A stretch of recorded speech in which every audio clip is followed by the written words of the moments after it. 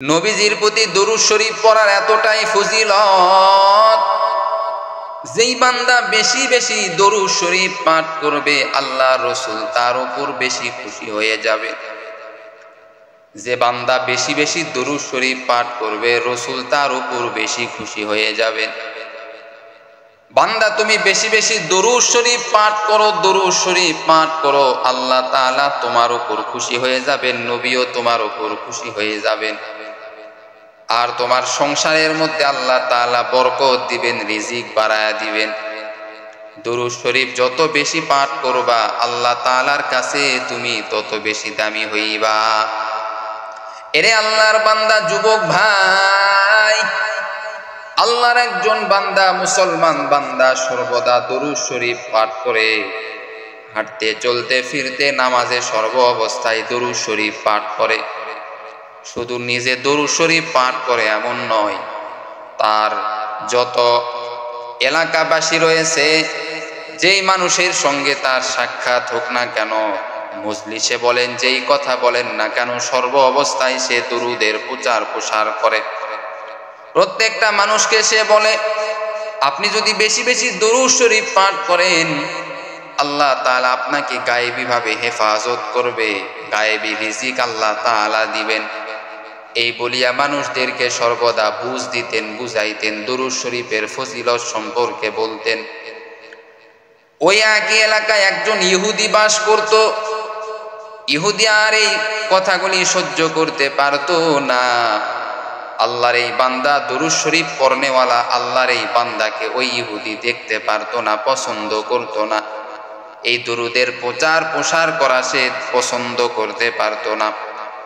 এইবারে ইহুদি আল্লাহর এই বান্দা, মুসলমান বান্দাকে অপমান করার জন্য, অপদস্থ করার জন্য, আল্লাহর এই মুসলমান বান্দাকে অপমান করার জন্য, আল্লাহর এই বান্দাকে অপদস্থ করার জন্য পরিকল্পনা করা শুরু করলো, কিভাবে তাকে অপমান করা যায় এবং দরুদ শরীফের প্রচার প্রসার থেকে কিভাবে তাকে বিরত রাখা যায়, কিভাবে দূরে সরে রাখা যায়। এইবার এই ইহুদি অনেক চিন্তা করার পর একটা চিন্তা বের করলো, একটা বুদ্ধি বের করলো। এইবার কি বুদ্ধিটা বের করলো রে বাবা, একটু ভালো করে শুনবেন। এই ইহুদি এইবার স্বর্ণের দোকানে চলে গেল। স্বর্ণের দোকানে যাওয়ার পরে স্বর্ণের একটা আংটি বানায় নিল, সুন্দর দেখে স্বর্ণ একটা আংটি বানায় নিল। নেওয়ার পরে এবার মুসলমান আল্লাহর বান্দার কাছে চলে আসলো।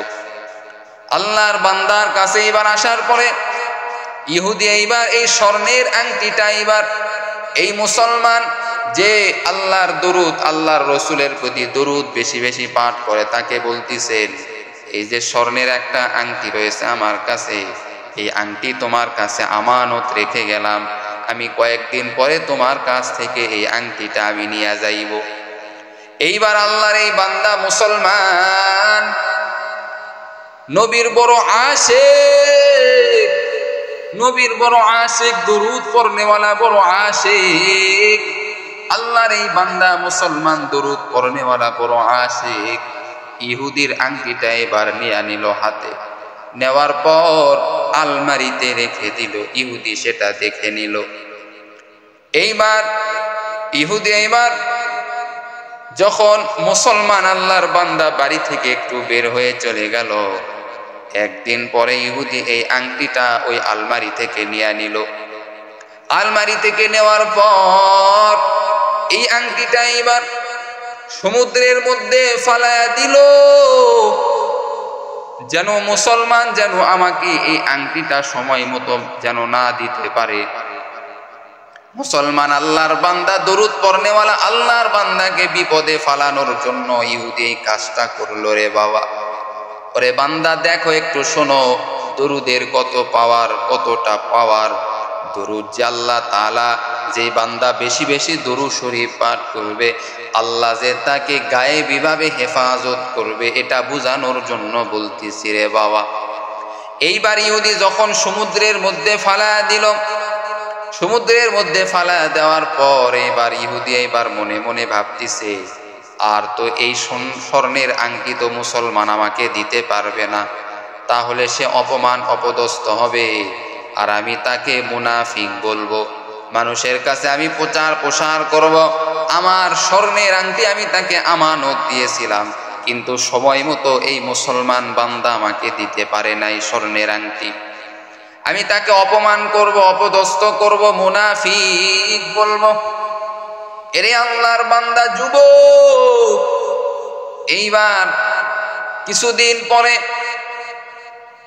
কিছুদিন পর ইহুদি এইবার মুসলমানের বাড়িতে গেল, নবীর আশিক দরুদ পড়নেওয়ালা আশিকের বাড়িতে চলে গেল, গিয়া বলতেছেন, ও যুবক, তোমাকে যে কয়েকদিন আগে স্বর্ণের আংটি আমানত হিসাবে দিয়েছিলাম, ওই আংটিটা এখন আমাকে দাও, এখন আমার ওই আংটি প্রয়োজন, আমাকে দিয়া দাও। এদিকে মুসলমান আল্লাহর বান্দা সমুদ্রের মধ্যে থেকে একটি মাছ ধরে নিয়ে আসছে, তার বিবিকে এসে বলে, বিবি, এই যে তোমার কাছে একটা মাছ দিলাম, এই মাছটা কেটে তুমি রান্না করো। একজন ইহুদি ভাই আমার বাড়িতে এসেছে, তাকে আমি এই মাছটা খাওয়াইব, কারণ মেহমান ইহুদি যতই হোক না কেন তারপরেও তো সে মেহমানকে মাছ খাওয়াইতে হবে। এইবার যখন ইহুদি এইবার মুসলমানকে বলতেছে, ভাইজান, যে আংটি দিয়েছিলাম ওই আংটিটা আমাকে ফেরত দাও। মুসলমান আল্লাহর বান্দা এইবার বলতেছে, একটু দাঁড়ান, আগে আপনি মাছ দিয়ে খাবার খেয়ে আপনি আমার বাড়ি থেকে যাবেন, এবং যাওয়ার আগে আমি আপনাকে আংটিটা দিয়া দিব। এদিকে বিবি যখন মাছের পেটটা যখন এইবার কেটে ফেললো, সঙ্গে সঙ্গে ওই আংটিটা মাছের পেট থেকে বের হয়ে গেল। বিবি এইবার চিৎকার করে উঠল। স্বামী এইবার বিবির চিৎকার শোনার পর মুসলমান আল্লাহর বান্দা দুরূদ পড়নেওয়ালা নবীর আশিক এবার দৌড় দিছে, কেন আমার বিবি চিৎকার করে উঠল, কি এমন ঘটনা ঘটেছে, আমার একটু দেখা দরকার। যখন এবার বিবির কাছে গেল, যাওয়ার পরে দেখে বিবি ওই আংটিটা নিয়ে বলতেছেন, ও প্রাণের স্বামী, ওই ইহুদি যেই আংটি তোমাকে দিয়েছিল ওই আংটিটা আমি এই মাছের মধ্যে পেয়েছি।